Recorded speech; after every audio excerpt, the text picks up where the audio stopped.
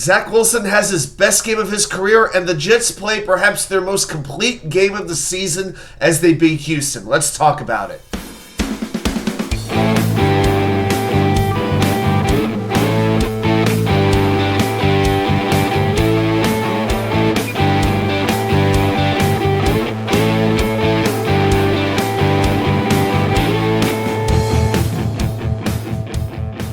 And well, welcome back to New York Sports WickerMedia. I'm WatchUK99. Thank you, as always, for taking the time to watch these videos. Let's get right into it. The New York Jets knock off the Houston Texans 30-6 in a very rainy MetLife Stadium. Just the second time this season the Jets have scored 30 points or more.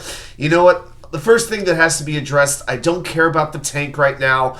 You know what? This is a team that needed a win. They went winless for the whole month of November. And I was watching the sideline, the Jets sideline, as the clock was ticking down for the last 2 minutes. You could really see it was a weight off their shoulders. They needed it. They were carrying the burden of that losing streak with them. And I'm very happy that they got to win a game again.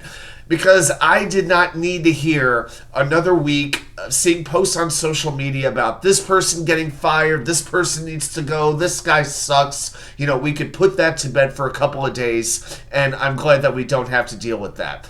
And as far as the draft pick goes, look, it's still the same general manager who found Elijah Vera Tucker at 14 after a trade, Jermaine Johnson at 26, Breecehall in the second round. The Jets likely will still have a top 10 pick, and they will still be able to draft a very talented player. So let's see what happens. But Zach Wilson, my goodness. It was very good to see him play as well as he did. He said this week he was going to have fun, and I had my jokes about that. I'm like, well, that's a pretty low bar. How much fun have you had so far? Because I haven't had any fun watching you play quarterback. But boy, oh boy, did he play well. 27 for 36, 75% completion percentage, 301 yards, his third 300-yard game of his career, 2 touchdowns. He was calm. He was in control. Zach did not show any panic, except, of course, when he had to slide. Now, the fumble certainly hurt. It led to Houston's only points of the game, but his accuracy was really, really good. I mean, we've seen a lot of games from Zach Wilson where he'll throw some very impressive passes, but then he'll follow it up by completely being off target. I thought his accuracy was as consistent as we've seen it for a full game. Now, with the protection, it was kind of on and off. You know, Houston did have 4 sacks. I thought for the most part he had some good pockets to throw in. But here's the thing. The Jets have now used 10 offensive line combinations in just 13 games. 10. I mean, you have to look at this. Joetippmann had to go out for a while. Chrisglaser came into play center. You had Jake Hansen at right guard. Maxmitchell at right tackle. And I didn't notice it during the game, but Mitchell actually had to leave towards the end of the game with a shoulder injury. And Billyturner, who none of us wanted to see play again, had to finish the game at right tackle. So we saw the same thing last year with the offensive line injuries. You know, if you want to blame the turf, you can. I think maybe you have to look at the medical team and what they're doing. I don't even think I can look at the coach, at Keith Carter, because this is just his first year, and the same thing was happening last year in 2022. So, you know, but please tell me how they didn't try to address fixing the offensive line. I mean, when you're down to now 4th stringers in some position, I mean, you know, what can you do? Oh, and let's not forget mekhibecton. He's still not healthy with that ankle injury. You know, he wasn't great today, but I still think he's playing through pain, and I do give him credit for that. But we take a look at this game, and it's easy to forget this game was scoreless at halftime.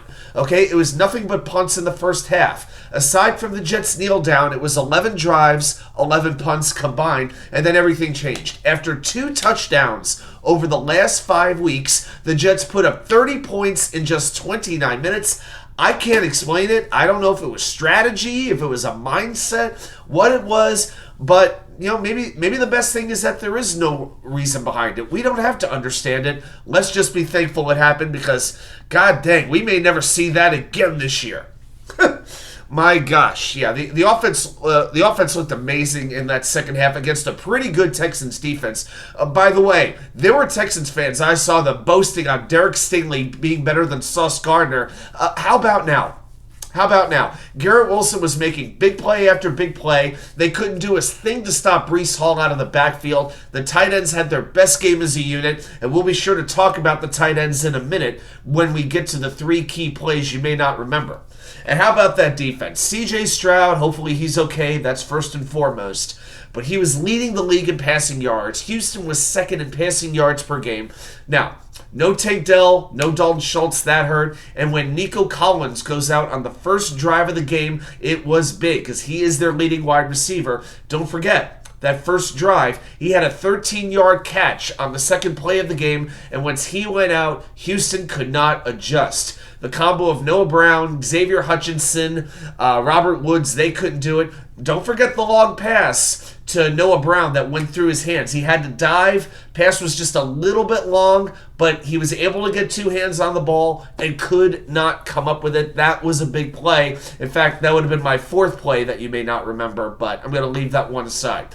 Brevin Jordan was pretty good at tight end, 3 catches for 35 yards, but, you know, I was really impressed with the Jets defense. 5 different Jets had sacks. Will McDonald, congratulations, first sack of his career. Brycehuff, that sack where he blew past George Fant for a huge one on 3rd and 6. That was really, really impressive too. Great timing.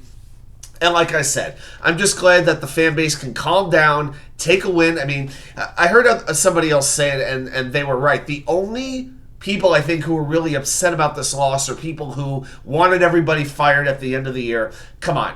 After not winning a game, you know, in their last 5, I think we needed this collectively as a fan base. Just a moment of you know, calmness, for lack of better words. But actually, you know, I usually go into some stats, and I'm going to do that here, but I actually want to focus a little bit more on the second half stats. Usually I'll give you like full game stats or first half stat, but in the second half, just to show you what the Jets did, they had 15 first downs to Houston's 5. They ran 39 plays to Houston's 24.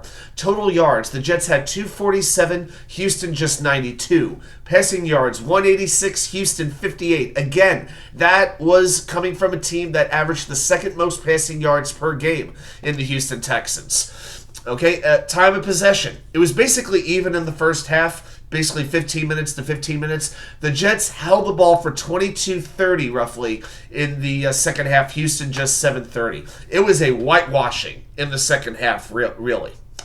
Amazing job by the Jets. All right, let's get to the 3 key plays you may not remember that affected the outcome of the game. Technically, I'm giving you 4 because I wanted to make sure I mentioned that incomplete pass to Noah Brown going down the field. But play number 1 is in the second quarter, with only 54 seconds left. So Houston starts this drive on their own 8-yard line, and they really need to get some points. They really want to get some points because it's scoreless to this point. Jets get the ball to start the second half, and after 3 plays, Houston gains 32 yards. They're going no huddle. They're moving the ball very well down the field. They've got a 1st and 10. Now, CJStroud takes the ball, drops back, and he seemed to lose his footing a little bit. He may have tripped over himself, but the pressure was really coming up the middle. And Quinton Williams was not even on the field. It was from Quinton Jefferson and Solomonthomas. Thomas makes the touch. He gets credit for a sack for a loss of 9. The drive stalls out, and Houston, who has had a really good offense this year, they end up scoreless in the first half. And I got to tell you, scoreless at halftime, being tied, I was happy. I was feeling pretty good. I was feeling pretty confident. Play number 2 is the first drive of the second half. The Jets have the ball, and this is the Garrett Wilson drive. Wow. Garrett Wilson did everything in this game except score a touchdown. He has a 14-yard catch. He has a 16-yard catch, but then he gets a false start. Okay, so the Jets get 3 yards on the next, I believe, 2 plays, and now it's 3rd and 12. And how many times have we talked about this? The Jets are in a 3rd and long, okay, and this is why their 3rd down mark has been so bad, around 22%.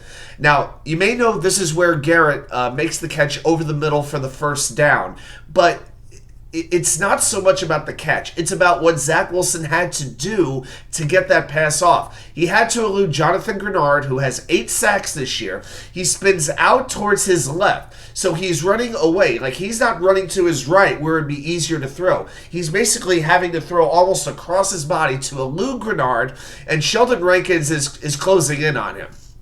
Okay, he's going to lay Wilson out. And Wilson is able to get the throw off into the middle of the field. It looked reckless, it looked scary, but Garrett was right there to make the play, and the Jets get into the red zone for the first time all day. So it's really more about Zach's escape to make the catch that made that so impressive. And play number 3 is the very next Jets drive where they made it 14-0. 8:01 to go in the third quarter. Jets have a 3rd and 4 at their own 37. Okay, but they can't get settled in. Okay, they're about to get called for a delay of game, and they have to take a timeout. Then they come back in, and chrisglaser is at center now. He had to spell joetippmann, who went out for a portion of the game. He did return, thankfully. And Glazer takes a false start, so it's 3rd and 9 anyway from their own 32. Again, another self-inflicted wound by the Jets. And the Jets just don't overcome mistakes like this. So Zach takes a 5-step drop, throws downfield. First of all, I was happy it wasn't a 3-freaking-yard check down, which we've seen so much. And tylerconklin is covered very well by Jimmy Ward. I mean, airtight coverage by Jimmy Ward. But Conklin is able to leap in the air, turn his body, make the catch, and land right on his back for a 24-yard gain. And Conklin has been a very good free agent signing. His game has gotten better and better over the last 2 years. He had some drops early in his time with the Jets, but he doesn't drop passes anymore. He blocks well. He just doesn't really get targeted enough. And then 6 plays later, Xavier Gipson is in the end zone on a run set up by a Ty Conklin block.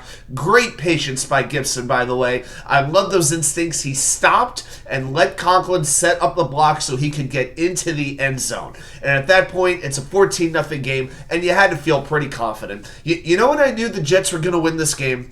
After Houston scored, and Matt Amendola, another ex-Jet, there's like 5-6 ex-Jets on this Houston team, and he misses the extra point to keep the score at 14-6. I was like, you know what? This is not their day. Jets are going to win this game.